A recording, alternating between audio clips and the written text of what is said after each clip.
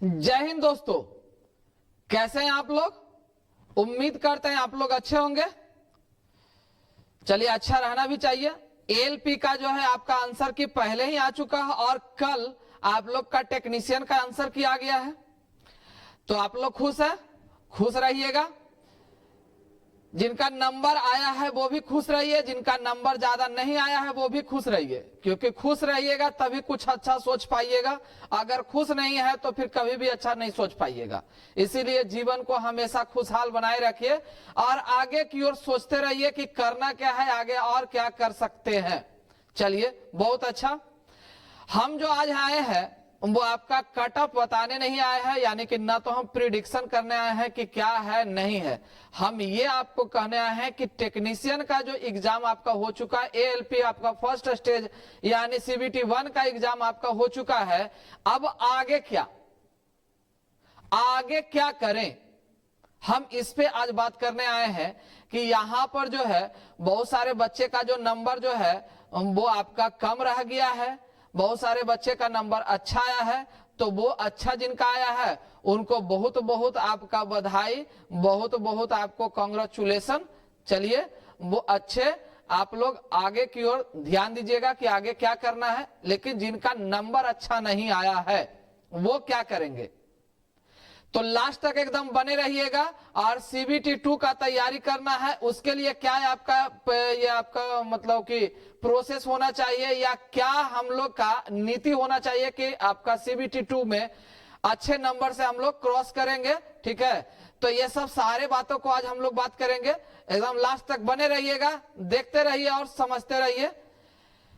तो सबसे पहला बात कि टेक्नीशियन का आंसर की आपका एकदम तत्कालीन यानी कल आया है, उसमें बहुत सारे बच्चे का जो नंबर है बहुत अच्छा है, बहुत अच्छा, मतलब 90 से भी पार गया है। उनको बहुत बहुत एकदम धन्यवाद, बहुत बहुत बधाई या कांग्रेचुलेशन।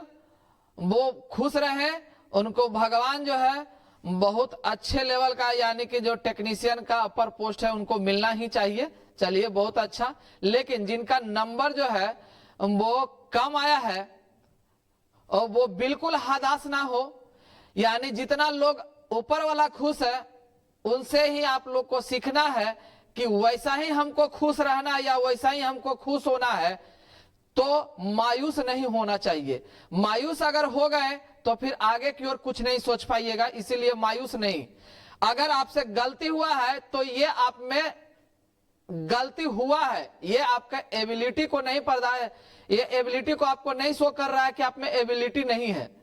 ये कुछ मिस्टेक के कारण आपका नंबर कम आया है। ऐसा नहीं कि आप में एबिलिटी नहीं है कि एग्जाम क्वालिफाई नहीं कर पाइएगा, एग्जाम क्वालिफाई कर पाइएगा मेरे भाई। बट सिर्फ आपका एक सिस्टम काम करना चाहिए, वो क्या कि टाइम टू टाइम अपडेट रहिए, रेगुलरिटी के साथ आप बने रहिए, रेगुलरिटी के साथ तैयारी करते रहिए। बस ये आपका सिस्टम काम अच्छा से करना चाहिए। बात समझ में आया। अगर ये आपका पहले अगर सिस्टम अच्छे से काम किया होता तो आज आप भी एक मतलब अच्छे नंबर आप लेके आ जाते, आप भी बहुत ज्यादा खुश होते। लेकिन अभी भी खुश रहिए, नहीं खुश रहिएगा तो बड़ा दिक्कत है ना। जीवन में खुशहाली होना चाहिए। बात समझ में आया। तो आगे जो है आपका सीबीटी 1 यानी टेक्नीशियन का अगर नंबर कम गया है तो आगे की ओर मूव कीजिए। आगे की ओर मतलब आपका ग्रुप डी का फॉर्म आने वाला है, एनटीपीसी का फॉर्म आप लोग का भरा चुका है। तो आगे की ओर मूव कीजिए कि आगे और भी एग्जाम है, हमको यहां बैठे नहीं रहना है। बात समझ में आया ना। आगे की ओर के तैयारी को बढ़ाना है। और ध्यान रखिएगा यह चीज कि जो टेक्नीशियन और एएलपी में जो आप मिस्टेक करके आए हैं, यानी एएलपी में जो मिस्टेक हुआ है, टेक्नीशियन में जो मिस्टेक हुआ है, वो आगे एनटीपीसी में मिस्टेक ना हो। और खास करके जो पीसीएम वाले बच्चे जो दिए थे एग्जाम, वो ध्यान में हमेशा रखिएगा इस बात को कि पीसीएम वाला जो है वो मिस्टेक जो आप लोग टेक्नीशियन में किए हैं वो आगे जाके एनटीपीसी में ना करें। क्योंकि पीसीएम वाला में थोड़ा सा मिस्टेक ये होता है कि जीके का जो थोड़ा सा क्राइटेरिया जो होता है वो कम करके रखते हैं और मैथ और रीजनिंग का क्राइटेरिया को ज्यादा करके रखते हैं। वो सुधार लीजिए कि जीके को भी उतना ही आपको टाइम देना है जितना आप मैथ रीजनिंग में टाइम दिए थे। और जब तक कि जीके आपका सुधरेगा नहीं, जब तक आपका जो है वो एनटीपीसी का एग्जाम में बहुत भारी दिक्कत होने वाला है। बात समझ में आया? तो अभी भी आपके पास बहुत टाइम है, क्योंकि एनटीपीसी का जो एग्जाम है वो अभी नहीं, कम से कम 4 महीने 5 महीने के बाद होने वाले हैं। इसके बारे में हम आपको आगे बता देंगे कि कब होगा, ठीक है ना। आपके पास इतना टाइम है तो अभी से जितना हो सके 2 घंटा 4 घंटा 5 घंटा 6 घंटा यानी पर डे जीके का तैयारी कीजिए, 6 घंटा पर डे, क्योंकि मैथ रीजनिंग का आपका तैयारी क्लियर हो चुका है। आप लोग का तैयारी जो करना है वो आपका जीके और जीएस का करना, और जिनका मैथ रीजनिंग में प्रॉब्लम है वो मैथ रीजनिंग पे ध्यान दे दे, क्योंकि आपके पास अभी भी 4 से 5 महीने आपके पास टाइम है। क्लियर है ना। जिनका नंबर कम आया है वो अभी से एकदम तैयार हो जाए। क्लियर है, चलिए बहुत अच्छा। अब आइए दूसरा बात कि एएलपी में जो सीबीटी 1 आपका हो चुका है, सीबीटी 1 आपका हो चुका है, तो सीबीटी 2 का तैयारी हमको करना है। सीबीटी 2 का तैयारी करना है तो कैसे तैयारी करेंगे, क्या उसमें ज्यादा ध्यान देने वाली बात है, ये सब बात को आगे देखिए, ठीक है। फिलहाल थोड़ा सा हम हिंट कर दे कि टेक्नीशियन में जो आपका कट ऑफ होगा वो लगभग आपका क्या जाने वाला है, वो थोड़ा सा हम कर सकते हैं। हम पूरी तरीका से नहीं बता सकते हैं, क्योंकि हम क्या, कोई भी टीचर नहीं बताएगा। अगर कोई टीचर दावा करता है कि इतना ही आएगा तो या तो आप बेवकूफ हैं, सुनने वाला बेवकूफ है। बात समझ में आया ना। ऐसा प्रिडिक्शन कोई नहीं कर सकता है। हाँ, एक मोटा मोटी नंबर बताया जा सकता है, क्योंकि सब बोर्ड का कट ऑफ अलग अलग होता है, तो कैसे बताया जा सकता है। लेकिन हाँ, ओवरऑल आपको एक हिंट दे दिया जाए कि आईटीआई वाले जो छात्र का कट ऑफ क्या होगा, यानी आईटीआई वाले जो आईटीआई पे एग्जाम दिए हैं उनका जो यूआर का जो जाने वाला है वो लगभग जो होगा वो 75 प्लस माइनस रहेगा। यानी कि 80 के लगभग में मान के चलिए, 80 के लगभग में आपका यूआर का कट ऑफ जाने वाला है। ये लगभग हम बता रहे हैं। ईडब्ल्यूएस का जो कट ऑफ होगा वो 70 प्लस माइनस होगा, और यही कट ऑफ आपका जो है ओबीसी के रहने वाला है, क्योंकि ईडब्ल्यूएस और ओबीसी का कट ऑफ आज तक हम देखे हैं जितने भी, वो लगभग सेम ही रह जाता है, वो ऊपर नीचे जाए। देखिए ये सब कट ऑफ बनता कैसे है, कट ऑफ तो बनता है, ये आपको भी पता है, ठीक है ना, कि स्टूडेंट कितना वहां पर आपको गया है बोर्ड में और कितना सीट है, उस हिसाब से वो कट ऑफ आपका जारी करेगा। अब एसएससी का तो कट ऑफ है नहीं कि एक ही बार आपको सबको दे दिया है, उतना ही कट ऑफ हर एक जगह रहेगा।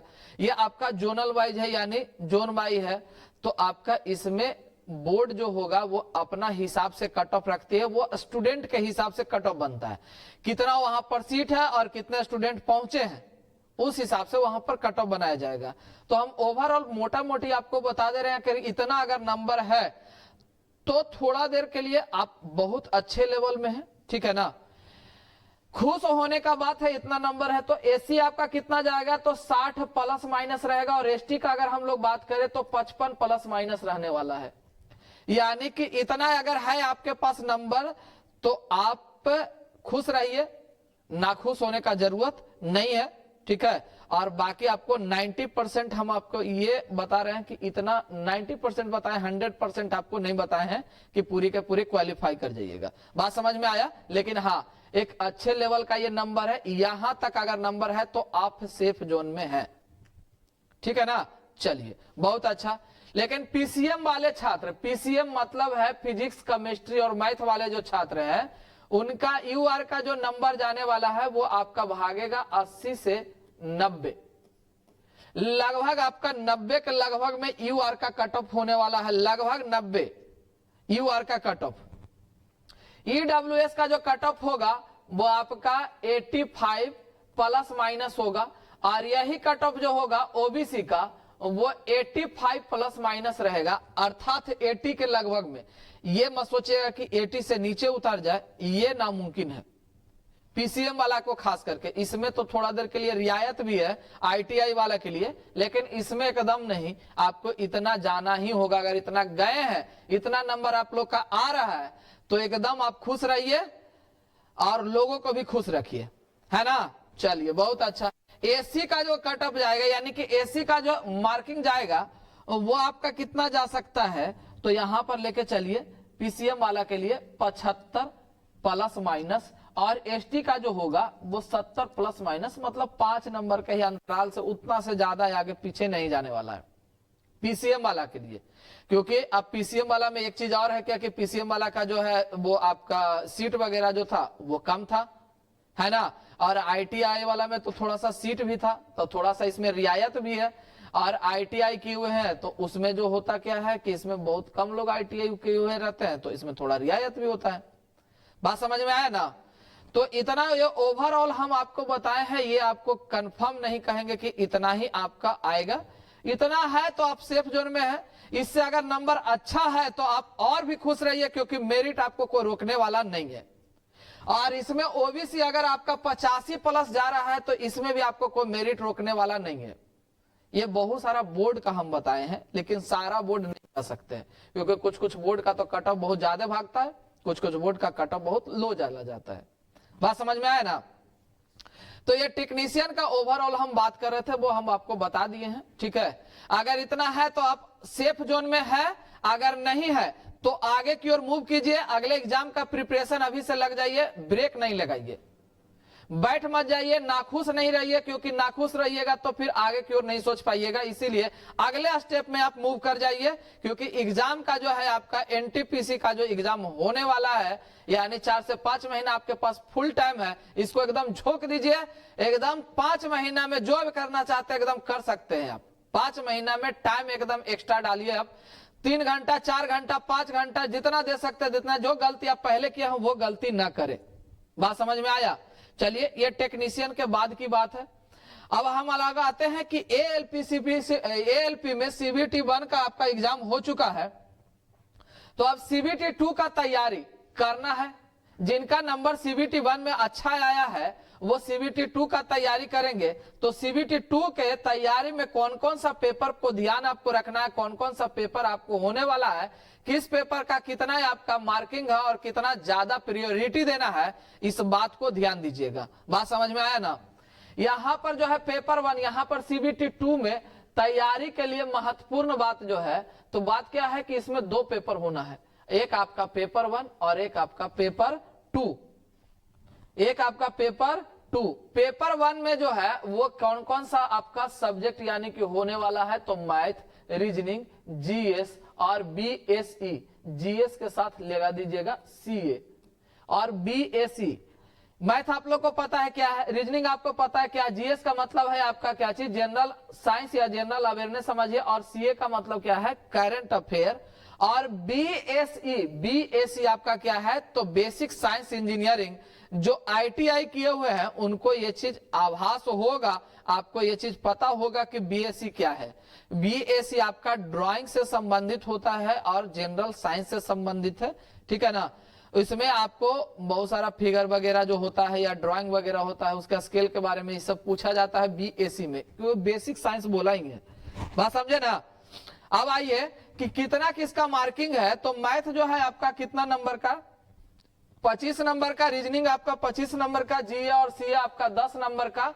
ये आपका पेपर जो है मैथ, रीजनिंग और जीएस सीए। और बीएससी आपका कितना नंबर का, 40 नंबर का। तो ओवरऑल देखिएगा तो 25, 25, 10 और 40, तो 25, 25, 10 और 40 यानी टोटल कितना नंबर आपका, 100 नंबर का पेपर होना है। और आपका टाइमिंग कितना होगा, तो 90 मिनट आपका टाइम होगा। बात समझ में आया ना। तो इसमें 4 पेपर का तैयारी करना है। अब यहां पर मोस्ट इंपॉर्टेंट बात यह है कि मैथ आपका पहले से तैयारी है, रीजनिंग आपका पहले से तैयारी है, जीएस ये ऑलरेडी पहले ही दे रहे हैं, क्योंकि सीबीटी 1 में ये पेपर आपके पास था, ये पेपर आपके पास था। लेकिन मोस्ट इंपॉर्टेंट बात यह है, यानी मोस्ट इंपॉर्टेंट सब्जेक्ट यह है कि बीएसई का जो है प्रिपरेशन पहले से नहीं हुआ है। नहीं ना हुआ है तो नहीं सर। तो मोस्ट आपका जो सब्जेक्ट इंपॉर्टेंट क्या है, यानी तैयारी करने वाला जो सबसे ज्यादा इंपॉर्टेंट है वो है बीएसई, बेसिक साइंस इंजीनियरिंग। एकदम दिमाग में फिट कर लीजिए कि ये पेपर को आपको ज्यादा से ज्यादा तैयारी करना है, क्योंकि ऑलरेडी मैथ रीजनिंग जो है वो पहले से तैयारी हो चुका। क्योंकि सीबीटी 1 जब तैयारी कर रहे थे वो तो पहले से ही ये तैयारी है, लेकिन बीएससी का तैयारी नहीं हुआ। इसमें ज्यादा से ज्यादा जोड़ दीजिए। 2 घंटा डेली पढ़िए, 3 घंटा डेली पढ़िए, 4 घंटा डेली पढ़िए, लेकिन अभी आपका काम क्या है कि बीएससी पे ज्यादा ध्यान दीजिए। बीएससी पे जितना ज्यादा से ज्यादा ध्यान दे सकते हैं उतना ज्यादा ध्यान दीजिए। बात समझ में आया? अब आइए अगला पार्ट, यानी कि अगला पार्ट क्या है कि पेपर 2 जो है आपका कौन सा होने वाला है, तो ट्रेड टेस्ट। पेपर 2 आपका कौन सा होगा, तो ट्रेड टेस्ट होगा। जिससे आप आईटीआई किए हैं वही ट्रेड का आपका क्वेश्चन मिलेगा। और ये आपका कितना नंबर का होगा, तो 75 नंबर का होगा। इसमें आपको कम से कम 33% नंबर लाना ही है। 33% अगर नंबर लाते हैं, और ये दूसरा बात ये कि ये क्वालिफाई पेपर है। क्वालिफाई पेपर कितना है, तो मिनिमम आपका 33%। इसका मतलब यह है कि इससे ऊपर ही लेके आइए। एक महत्वपूर्ण बात और कि अगर ये पेपर नहीं निकला, ये पेपर आपका नहीं निकला, तो इसमें कितनों जान झोंक लीजिए, आपको कोई फायदा होने वाला नहीं है। क्योंकि ये पेपर जो है डिपेंड करेगा पेपर 2 पर। पेपर 2 अगर क्वालिफाई होगा तो पहला पेपर आपका जांच होगा। अगर पेपर 2 क्वालिफाई नहीं कीजिएगा तो पहला पेपर आपका जांच नहीं होगा। कोई दिक्कत समझ में आ रहा है ना? इसका मतलब यह है आपको कि सेकंड पेपर को आपको ध्यान ज्यादा से ज्यादा देना है। और ज्यादा से ज्यादा ध्यान देने वाली बात क्या है आपका, तो बीएसई बेसिक साइंस इंजीनियरिंग और ट्रेड टेस्ट आपको मोस्ट इंपॉर्टेंट, यानी कि सबसे ज्यादा ध्यान देने वाली बात है। अगर इसमें दिक्कत हुआ तो फिर आप सीबीटी 2 क्वालिफाई नहीं कर पाइएगा, और सीबीटी 2 क्वालिफाई नहीं हुआ तो फिर आपका मेरिट खत्म हो गया। क्योंकि आपका जो रिजल्ट बनने वाला है वो सीबीटी 2 से ही रिजल्ट बनेगा।